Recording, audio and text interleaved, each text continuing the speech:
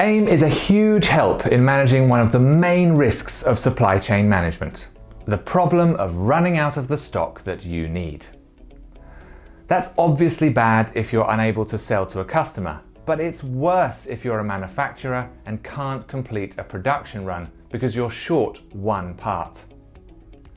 So to help manage that, I'm going to find my understocked items here in AIM, and then I'll navigate through to the product type called component products.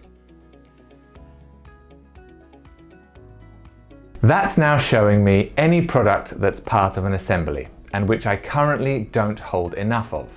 Now, AIM knows what my ideal stock position on this should be based on actual historical performance for each of those lines, both consumption rate and lead time from my suppliers.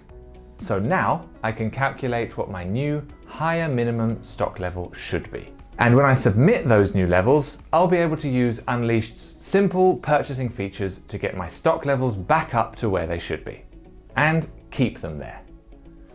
That's going to help me avoid any costly delays on manufacturing runs. And because it's such an easy process, I can rerun those numbers right before I next place my orders, so I know they're right up to date. Likewise, all that historical data is saved in Unleashed. So for my seasonal products, for example, I can adjust my buying to match last Christmas, last summer, last winter, and so on.